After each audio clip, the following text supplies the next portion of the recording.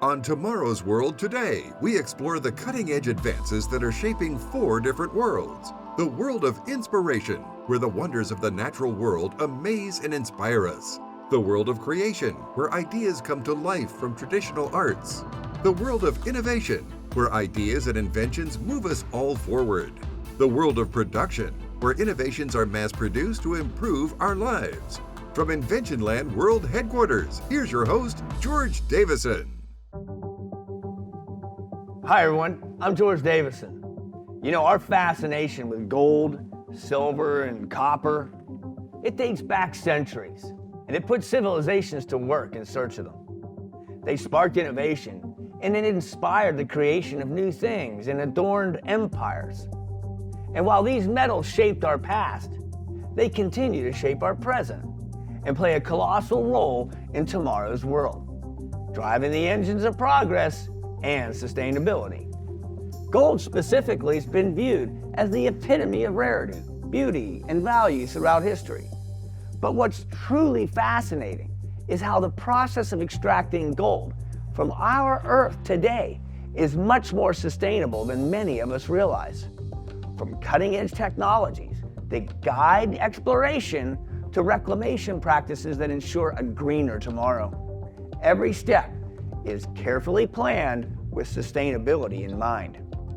I'm sending Greg to the world of production just outside of Denver, Colorado, where he'll venture into the heart of the gold mining industry, exploring the relationship between technology, sustainability, and the precious metals that are needed to shape a future that sparkles with innovation and responsibility. According to the old adage, the only constant in the universe is change. And some might argue that we've made more technological advancements in the last 50 years than in all of human history up to that point. Well, the mining industry is no different. And as we look towards a greener, more sustainable, more electrified future, gold, copper, and silver will be more important than ever. And that's why we're here at the Newmont Corporation in Denver, Colorado, to explore the modern mining industry, look at the whole process from beginning to end, and see how they're incorporating advanced technologies like AI to move mining into tomorrow's world.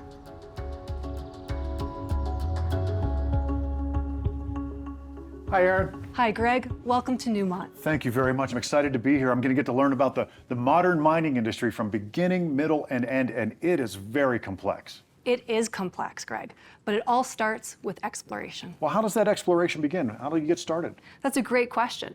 It starts with the mineral systems approach. So we take a look at the geophysics, the geochemistry, the geology. We even use AI and machine learning in order to zero in on where we think those future discoveries are. Newmont has been around since the early 1900s and has always been at the leading edge of mining technology, and that certainly hasn't stopped. Absolutely, Greg. One fun fact about Newmont is we actually developed induced polarization, or IP, which is a geophysical technique that allows us to see under the ground. Traditionally, we had to cut large swaths of land through the forest in order to lay down cables to collect this data, but today we're piloting technology that's going to bring it up into the air. Okay, well, once you get on the ground, what happens next? Well, before we can even get on the ground, we first need to work with governments. So that's state, local, federal governments in order to access those mineral tenures. Then we need to ensure that we have the right environmental permits in place so that we can safely execute any work that's on the ground. And most importantly, we need to work with those communities, and we need to ensure that we have the social license to operate before we even do any work on the ground. Okay, well, you've got all of that in place now. How do you know that you're looking at a viable mine? We have to take it to the truth machine, which is the drill rig. So let's put on our safety gear and go look at some core. Okay.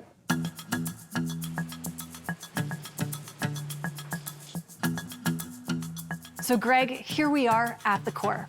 I'd like to introduce you to Scott, our Chief Geoscientist for North America, and Sarah, our Principal Geochemist. Well, it's nice to meet you both. So, Scott, from what I understand, the drill is the truth machine.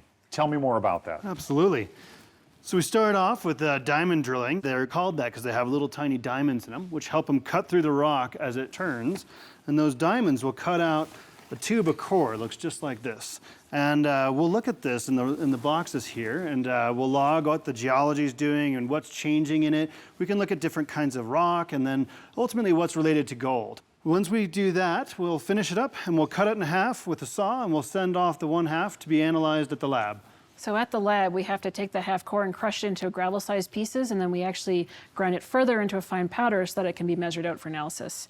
And we're looking at the ore elements like gold, silver, and copper, but we actually analyze for 65 elements, which is the majority of the periodic table.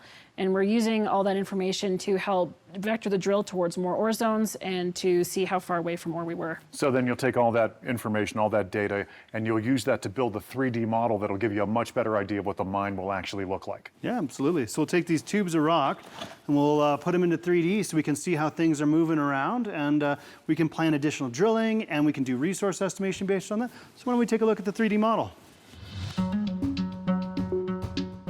So we'll start off looking at an aerial photo to get interested in what areas look better than other ones. This will give us an idea of what kind of things we're up against, and we'll begin layering in the satellite images and also some of the technology where we can begin seeing minerals from space. And we'll start looking at mineralogy changes from the satellite data.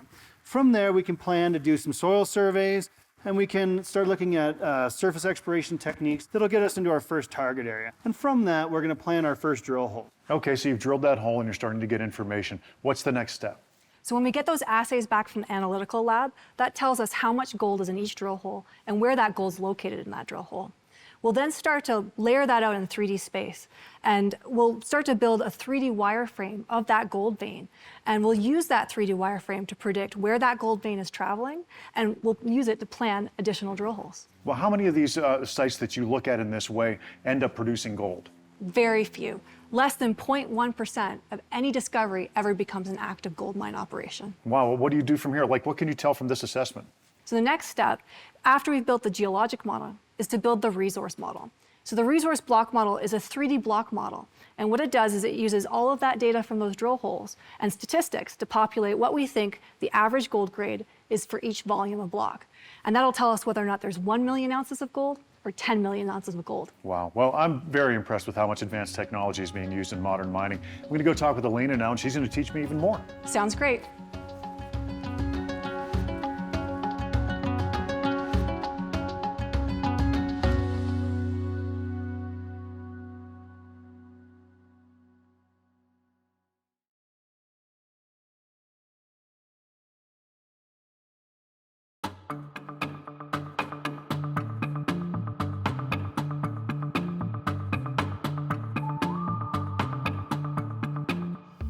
With Aaron, we learned about the discovery and exploration process that goes into finding the location of a new mine. We looked at the drill cores that help to determine the viability of that mine. Now, with Elena, we get to find out about advanced technologies in the modern mining industry and explore great new job opportunities that are available worldwide. Hi, Elena. Hi, Greg. How are you? Great. How are you doing? Doing great. Well, Elena, I just saw the process by which you collect data, and it's fascinating. But now there's a whole lot of information that comes in. What do you do with that? Well, once we know what the resource is in the ground, we've got a whole team of people dedicated to mine design and mine planning. So they take that data, they create a mine optionalities, looking at both surface and underground, using technologies and data analytics to create optimized mines, not just what we would start with, but considering throughout the mine life and even including closure into that design right from the very beginning. Wow, so you're taking the beginning, the middle, and the end of the entire mining process into consideration before you even break ground. Absolutely. As they're looking at those design options, they're considering the total mine life and reclamation and closure of that property as well. And that goes into our permitting so we can engage with our communities. I've got some examples I'd love to show you. So here's an example of one of our surface mines. This pit is over 2,000 feet deep, and the image that we're looking at is an orthographic photo with an overlay of images that were created from data points taken from survey drone footage. So when you were doing your initial planning and envisioning what this pit was going to look like, this is helping you to make sure that you're accurately digging the way you want to. That's right.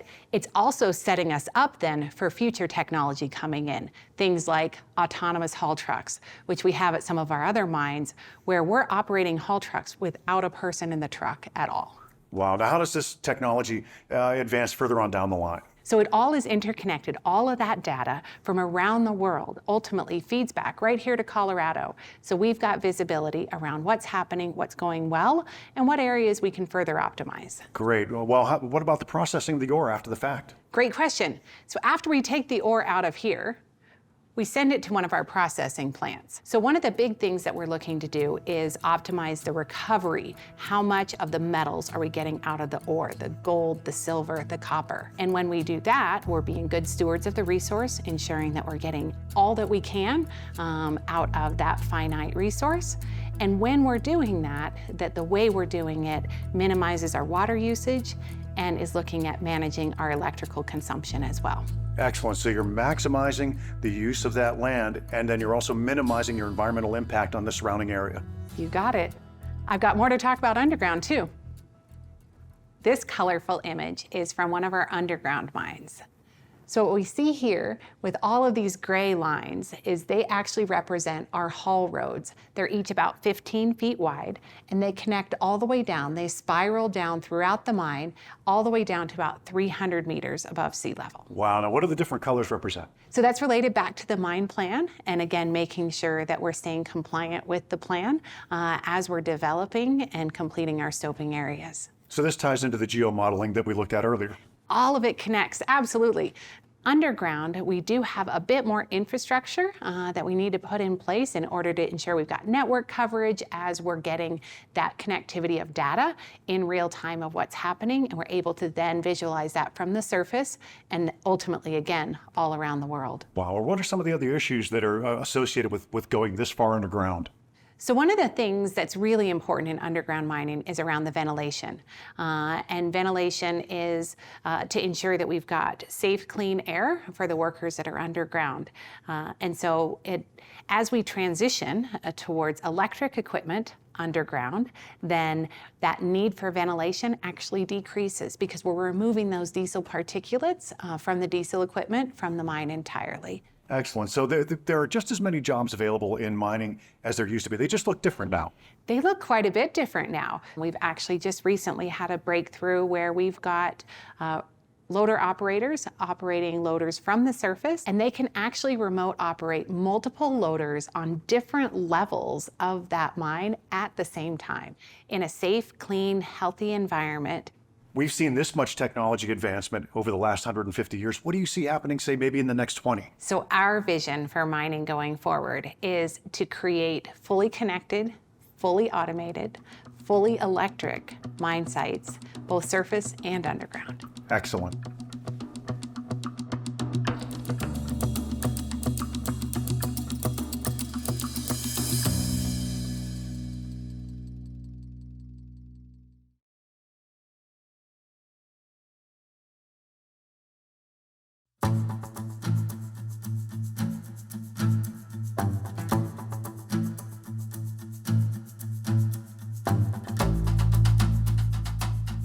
So far, we've learned about the mining process from the beginning almost to the end. We've even seen how the ore comes out of the ground, but now we're going to meet with Janet. She's going to turn that ore into a gold ingot. Well, Janet, I've gotten to get a look at the drill core and see how that's all brought out of the ground, but this is where it comes for analysis. That's right. So right now we're in the mineralogy lab. So in this room, we have advanced instrumentation that we can use to characterize the minerals in the ore. And we utilize this information to help us determine how we're going to extract the gold from the ore. Okay, well, how does that process actually work? First, we start by crushing the ore or making it into fine particles. And then we're going to mix in that with chemicals to bring the gold into solution. Once in solution, we can apply electricity to bring it back into a sludge that will now contain mostly gold and other precious metals like silver. This sludge we will melt then at a high temperature in a furnace. So we're talking temperatures of about 2,000 degrees Fahrenheit. And this molten metal then will pour into our molds that then will make our gold bars. Wow, so if this were actual gold, which it is not, what would it weigh and how much would it be worth? They'll be a little heavier than this. They'll be anywhere from 50 to 100 pounds and about half to $1 million. Wow. Well, we'll have to make sure we get one of these back to Invention Land so George can have one of those. But in the meantime, I'm going to go meet with Rebecca. Yeah, let's go this way.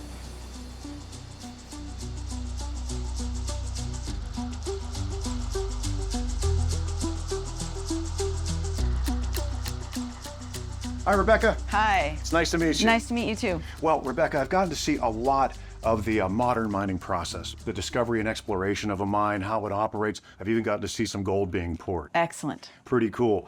What I want to find out from you, though, is about Newmont's commitment to sustainability. We're a purpose-driven organization, and our purpose is to improve lives through sustainable and responsible mining. That's our North Star. We achieve that by living our values, and we have 5 values. The first and foremost, and everything we do every single day, is safety. The other 4 are integrity, sustainability, responsibility, and inclusion. So those 5 values inform how we work and how we deliver on those sustainability commitments. So what that means is, before we build a mine, we try to understand the physical environment, the flora, the fauna, the water quality and quantity, air quality, all the physical environment things to help inform the design and operation of the mine. In the sustainability, we try to work with the communities from the very beginning to say, what does a post-mine economy look like for you? What does a thriving and resilient community look like for you? And then how, throughout the whole life cycle of that operation, do we aim for that and work together to achieve that? So this is actually an opportunity for these communities to kind of reassess where they're at and where they would like to go and work that in conjunction with Newmont. Those partnerships are absolutely key. There's 3 things we call the big rocks of sustainability and social performance. One is that impact management. So we understand the baseline of where we are when we start, and then any activities that we do that might impact on the social and economic status of that community. So we work together to optimize the positive impacts and minimize the negative impacts. So then the second piece of the big rocks is value creation. So that means careers and employment with Newmont while we're there. It means buying stuff. We buy a lot of stuff and a lot of services as a mine operation. How much of that can we buy from the local communities and host jurisdiction? And then the third piece is community investments. How do we invest in the community in education, healthcare, infrastructure, connectivity, so that that community thrives while we're there and long after we're gone?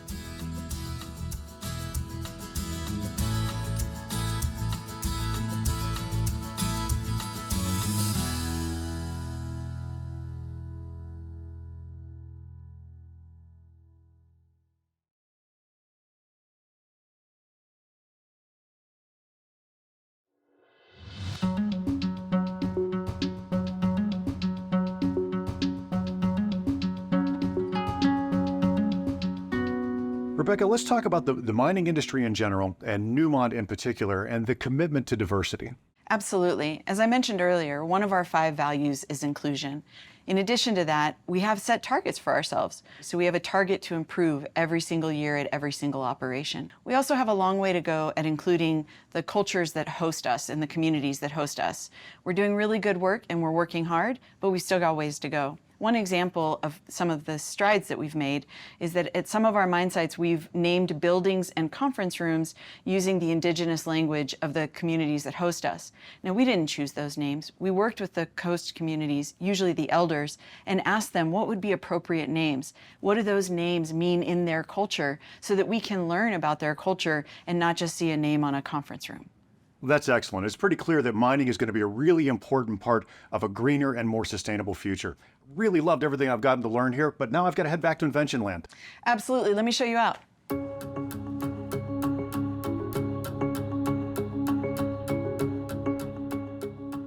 Hey, Dean, welcome to Invention Land. Hey, George, thanks for having me. It's a pleasure to be here. Well, I'm glad you're here.